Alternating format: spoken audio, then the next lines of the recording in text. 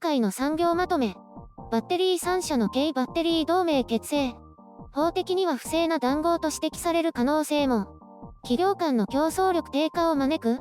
韓国政府がグリーンニューディール政策の一環として進めているバッテリー企業同士の同盟、軽バッテリー同盟が様々な意味で注目を集めています。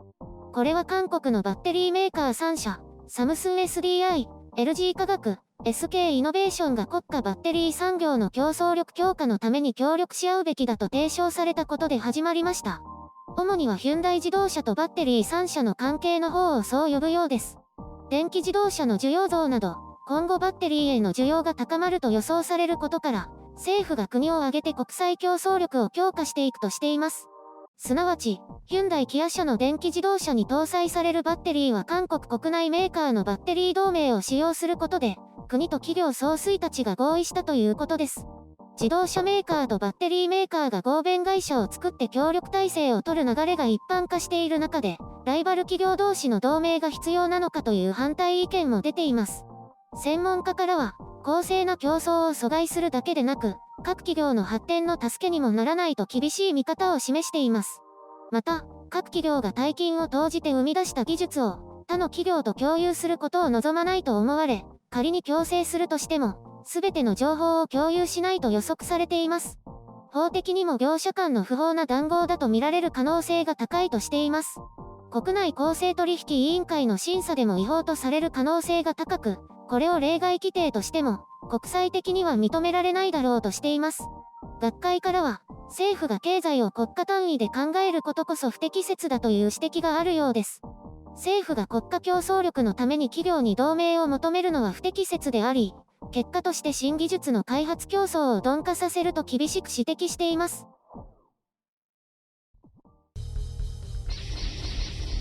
編集書簡。今回の概要。中国の海外バッテリーメーカー排除。韓国政府主導の産業育成。苦戦が続く日本企業。自動車メーカーとバッテリーメーカーが共同で車載用バッテリーを開発していこうという動きは昔からあるし、今や当たり前となってきています。今回の韓国政府がバッテリー開発競争を国家という縦割りにしようとした原因は、中国にあると思われます。世界のバッテリー企業が市場規模の大きな中国での成功を夢見て進出する中で、中国政府はバッテリー模範基準認証なる制度を導入。これは認証を受けたメーカーのバッテリーを搭載した電気自動車の購入に対して補助金を支給するというもので、事実上海外メーカーの締め出しとなりました。2016年の話なので、主に日本メーカーとサード配備で対立した韓国メーカーに照準を合わせたわけです。こうした中国企業の国内優遇措置を受けて韓国はヨーロッパへとターゲットを変えたわけです。ヨーロッパでは結局日中間が争う形となりましたが、最近では革新技術をアジア諸国に頼ってはならないと、EU 企業も業務提携するなどして反撃の罵りを上げています。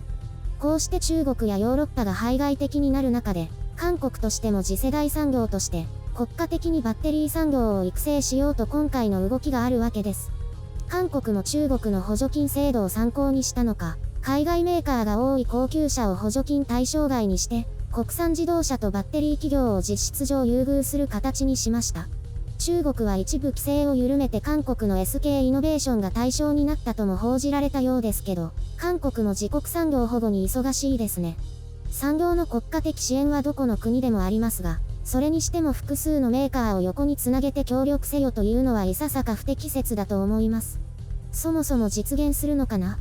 例えばサムスン SDI は全固体電池を目指していて、LG 化学はリチウムイオン電池を目指していますけれども、この技術を共有するというのは無理があると思います。相手企業が全情報を共有するかどうかもわからないのに、自ら全情報を差し出したりしますかね。国が同じというだけでライバル企業であり、国内外問わずお互いが他の2社を出し抜こうと必死で競っているところだと思います。それを衝突せずに技術協力を行うかどうかは企業間が戦略的に行うことであって、国の戦略だからといって技術だけ共有しようというのはないでしょう。また、国内3社だけで技術知識を共有するとなると、明らかに他の国内外メーカーは不利益を受けるわけで、適切な関係とは思えません。補助金排除よりもひどいやり方ではないですか？韓国政府は一体どのような妄想を描いてしまったのか。国内からも批判的な声があるようですが、韓国はこうした政府主導の世界戦略はいくつかの成功を見ていることも確かです。当然企業努力もありますが、巨大企業に力を結集することで各業種で世界的なシェアを獲得してきました。中国も同様の政府主導という方法で、星の数ほどある企業を淘汰して巨大企業を作り上げ、競争力を高めています。一方で日本の政府戦略や支援はことごとく外れ、鉄鋼や造船、半導体やディスプレイなど、次々と力を失っていきました。日本の場合はむしろ政策の失敗で、結局は個々の企業の地道な努力によって現在の地位が確保されています。日本は多くの同業企業がしのぎを削り合い、身を削ることで技術を磨き、超巨大ではないながらも世界での地位を確立し、維持してきました。韓国や中国はむしろ国内での競争をある程度制限し、巨大化することでコストを削減して世界と戦ってきました。やり方はどうあれ官民一体となって世界戦略を描いていくつもの成功を収めているわけです。現実として、過小評価して嘲笑している場合ではなくて、侮れない相手だということを皆さんには認識しておいてほしいです。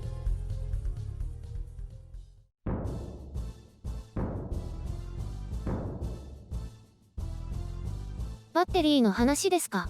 私は iPhone の充電が月2回くらいになれば嬉しいですけど。極端だね。せめて週に1回くらいにならないの？夢は大きくです。それにしても段階ってものがあるでしょ。じゃあ当面は週1ということにしておきます。基本的に今はほぼ毎日1回ですよね。私は使わないから3日に1回くらいだけど。寝る前充電が生活サイクルですよ。出張中はモバイルバッテリーが必ずいりますし。でもどうせ充電が月1回になったらなったで忘れるんですよ。何度も充電できるチャンスがあるから大丈夫ですよ。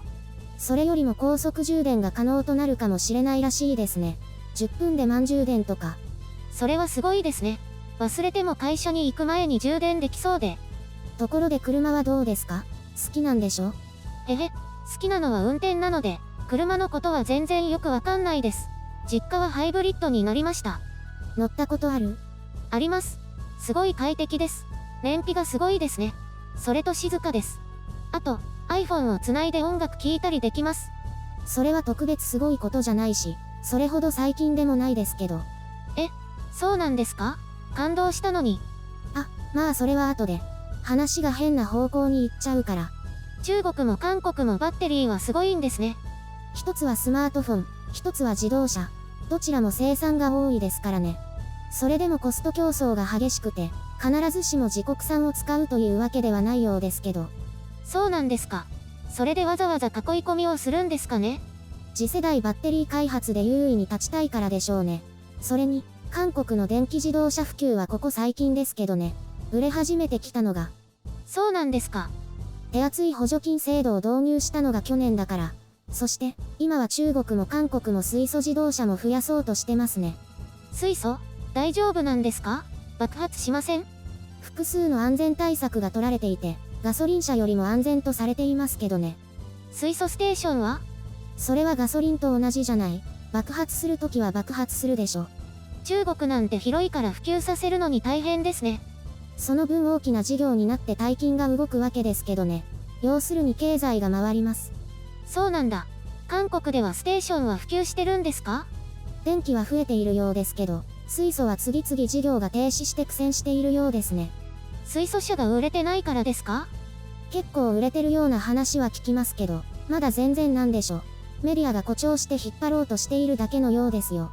水素生産基地の建設も進まなくて大変みたいです。いろいろと壁があるんですね。日本も同じですよ。いろいろとコストが高いから普及までは時間がかかるし、普及するかどうかもわかりません。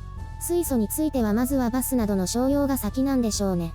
そして電気自動車が技術革新で大成功したら、水素車自体も必要ないかもしれないです。ひえ、どうするんでしょうね。知らない。世界的にどうなるんでしょうね。どちらかにすればいいのにね。私は何でもいいですけど、どうせ乗るならいい車に乗りたいですね。何でもいいと言いながら良い車がいいんだ。すごく普通の感想だね。じゃあお手頃価格がいいです。とても普通の意見ありがとう。なんか変わったこと言えばよかった。あ、K は嫌です。